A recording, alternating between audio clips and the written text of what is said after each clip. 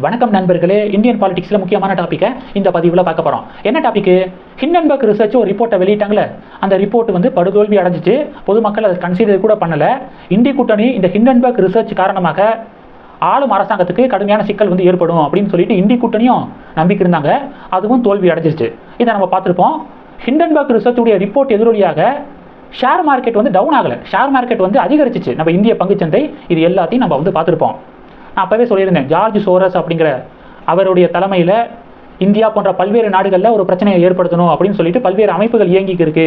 அதில் ஒன்று தான் இந்த ஹிண்டன்பர்க் ரிசர்ச் அப்படின்னு சொல்லிட்டு கூட நம்ம வீடியோலாம் வந்து போட்டிருந்தோம். இப்போ விஷயம் என்ன அப்படின்னா, ஜார்ஜ் சோரஸுக்கு இப்போ கடந்த ஆகஸ்ட் 12 பிறந்த நாளாங்க, பர்த்டேவான்.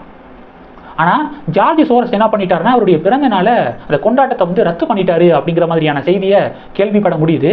எதுக்காகனா, ஹிண்டன்பர்க் ரிசர்ச்சுடைய ரிப்போர்ட் காரணமாக இந்திய பங்கு சந்தை பயங்கரமாக அடிவாங்கும், ஆளும் அரசாங்கத்துக்கு பெரிய ஒரு எதிர்ப்பு வரும், இந்தியாவுக்குள்ளே ஒரு குழப்பம் வரும் அப்படின்னு சொல்லிட்டு நினச்சி வச்சுருந்தாரு போல.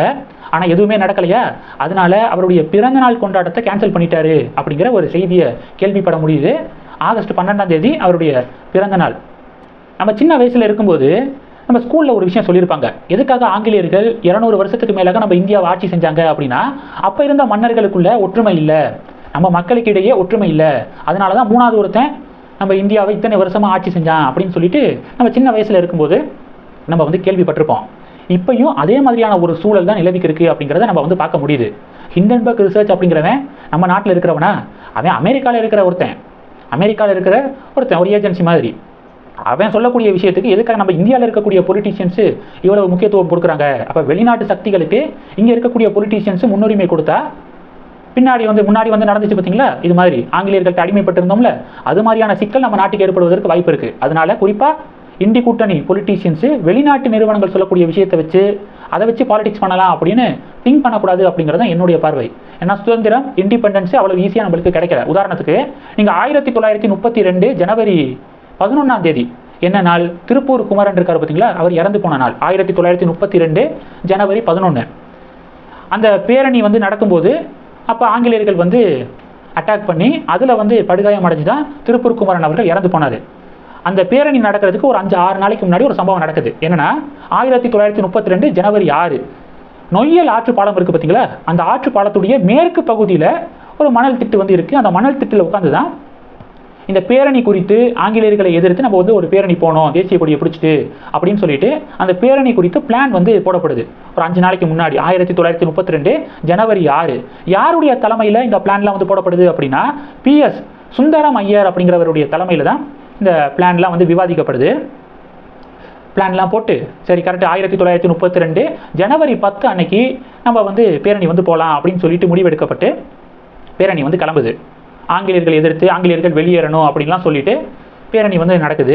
இந்த பேரணியில் நிறைய பேர் வந்து கலந்துக்கிறாங்க. PS சுந்தரம் ஐயர் அப்படிங்கிறவர், ராமன் நாயர் அப்படிங்கிறவர், நாச்சிமுத்து கவுண்டர், நாச்சிமுத்து செட்டியார், சுப்பராயன் செட்டியார், பொங்காளி முதலியார், இது மாதிரி சென்னிமலை குமாரசாமி, இது மாதிரி நிறைய பேர் வந்து கலந்துக்கிறாங்க.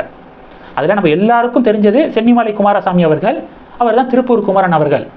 நம்ம பாட புத்தகத்தில் திருப்பூர் குமரன் அவர்களை பற்றி நம்ம வந்து படிச்சிருக்கோம், அவருடைய தியாகத்தை நம்மளுக்கு வந்து தெரியும். ஆனால் திருப்பூர் குமரன் அவர்கள் மாதிரியே ஏகப்பட்ட பேர் உயிர் தியாகம் வந்து பண்ணியிருக்காங்க. அது எல்லாமே நம்மளுக்கு வந்து தெரியாது. ஓகே, நம்மளுடைய எஜுகேஷன் சிஸ்டம் அதெல்லாம் ஃபஸ்ட்டு நம்மளுக்கு வந்து சொல்லித்தரணும். ஆனால் நம்மளுடைய எஜுகேஷன் சிஸ்டம் அதுக்கெல்லாம் அவ்வளோ முன்னுரிமை கொடுக்கல அப்படிங்கிற வருத்தம் ரொம்ப நாளாக இருக்குது. இந்த பேரணியில் ஆங்கிலேயர்கள் கண்மூடித்தனமாக அட்டாக் வந்து பண்ணுறாங்கன்னு சொன்னேன்ல, அதில் தான் திருப்பூர் குமரன் அவர்கள் படுகாயம் அடைஞ்சு மயக்கப்பட்டு கீழே விழுந்துடுறாரு. அவர் ஹாஸ்பிட்டலில் வந்து அட்மிட் பண்ணுறாங்க. மறுநாள் அவர் வந்து இறந்து போயிடுறாரு ஜனவரி 11. இந்த அட்டாக்ல PS சுந்தரம் ஐயர் அப்படிங்கிறவர் இருக்கார்ல, அவருக்கு 19 இடத்துல ஃப்ராக்சர் ஆயிருக்கான். 19 இடத்துல எலும்பு முறிவு வந்து ஏற்பட்டிருக்கு. காது கேட்காமே போயிருச்சு. கடைசி வரைக்கும் நடைபீனமாக வாழ்ந்து அவர் இறந்து போயிருக்காரு PS சுந்தரம் ஐயர் அப்படிங்கிறவர். அவரை பற்றி நம்மளுக்கு வந்து தெரியலை. ஓகே, இது மாதிரி ஏகப்பட்ட பேர் உயிர் தியாகம் பண்ணி நம்மளுடைய சுதந்திரம் நம்மளுக்கு வந்து கிடைச்சிருக்கு.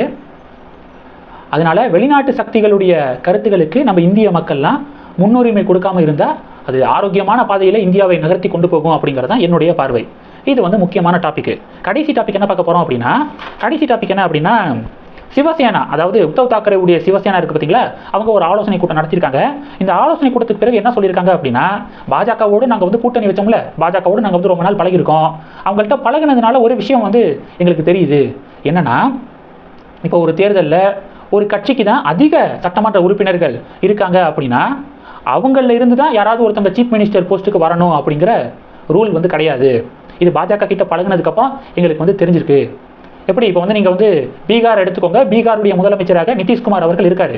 நிதிஷ்குமார் அவர்களுடைய பார்ட்டிக்கு அதிக சட்டமன்ற உறுப்பினர்கள் இல்லை, பிஜேபிக்கு தான் அதிக சட்டமன்ற உறுப்பினர்கள் இருக்காங்க. ஆனால் நிதிஷ்குமார் இங்கே வந்து முதலமைச்சராக பாஜக வந்து ஆக்குனாங்க. இதை நம்ம பார்த்துருப்போம். அதை தான் சொல்கிறாரு, அதிக சட்டமன்ற உறுப்பினர்கள் இருக்கக்கூடிய கட்சியில இருந்து தான் சிஎம் போஸ்ட்டுக்கு வரணும் அப்படிங்கிற அவசியம்லாம் இல்லை அப்படின்னு உத்தவ் தாக்கரே பேசியிருக்காரு. உத்தவ் தாக்கரேவுடைய பேச்சிலிருந்து ஒரு விஷயம் கிளியர் ஆகுது. என்னன்னா, மகா விகாஸ் அகாடி அப்படிங்கிறது அவங்களுடைய கூட்டணி பேரை வந்து நம்ம சொல்லுவோம். இந்த கூட்டணியில் உத்தவ் தாக்கரேவுடைய பார்ட்டிக்கு தான் சிஎம் போஸ்ட் வேணும் அப்படிங்கிறதுல அவர் உறுதியாக இருக்காரு அப்படிங்கிறது அவருடைய பேச்சிலிருந்து கன்ஃபார்ம் ஆகுது. ஆனால் அந்த கூட்டணியில் இருக்கக்கூடிய காங்கிரஸ் 15 வருஷத்துக்கு அப்புறம் இப்போ தான் வந்து லோக்சபா தேர்தலில் ஓரளவு நல்லா பெர்ஃபார்ம் பண்ணியிருக்காங்க. அப்போ காங்கிரஸ்லேருந்து தான் ஒரு சிஎம் கேண்டிடேட் வரணும் அப்படின்னு சொல்லிட்டு காங்கிரஸ் முடிவில் இருக்காங்க. தேசியவாத காங்கிரஸ், யார் சரத்பவாருடைய பார்ட்டி இருக்காங்க பார்த்தீங்களா, அவர் என்ன நினைக்கிறாரு அப்படின்னா, அவருடைய மகளை வந்து சிஎம் போஸ்ட்டுக்கு கொண்டு வரணும் அப்படின்னு சொல்லிட்டு முடிவு எடுக்கிறாரு. அந்த டிசிஷனில் இருக்காரு. இது மாதிரி சிஎம் போஸ்ட்டு பின்னணியில் மகா விகாஸ் அகாடி அந்த கூட்டணியில் பயங்கர குழப்பம் வந்து இப்போ வந்து நீடிச்சுக்கிருக்கு. யார் சிஎம் கேண்டிடேட்டை அறிவிக்கிறது அப்படிங்கிறதுல பெரிய குழப்பமே நீடிச்சுக்கிருக்கு அப்படிங்கிற ஒரு அப்டேட்டை பார்க்குறோம். இந்த வருஷ கடைசி எலெக்ஷன் நடக்க போது மகாராஷ்டிராவில். இந்த டாபிக்ஸ் எல்லாத்தையும் பற்றி உங்களுடைய பார்வைகளை மறக்காம கமெண்ட் பண்ணுங்க. இந்த வீடியோ பிடிச்சிருந்துச்சுன்னா லைக் பண்ணுங்க, ஷேர் பண்ணுங்க, மறக்காம நம்ம சேனலை சப்ஸ்கிரைப் பண்ணுங்க. மேலும் நம்ம சேனலுக்கு சப்போர்ட் பண்ணணும் அப்படின்னு ஆசைப்பட்டீங்கன்னா நான் பேசக்கூடிய வீடியோக்கு கீழே நன்றி அப்படிங்கிற ஆப்ஷன் இருக்கு, அதை கிளிக் பண்ணி உங்களால் முடிந்த தொகையை சேனல் வளர்ச்சிக்காக கொடுத்து உதவி செய்யலாம். இல்லை ஜாயின் பட்டனை கிளிக் பண்ணி நம்ம சேனலுக்கு மெம்பராக வந்து ஆகலாம். நன்றி. ஜெய் ஹிந்த்.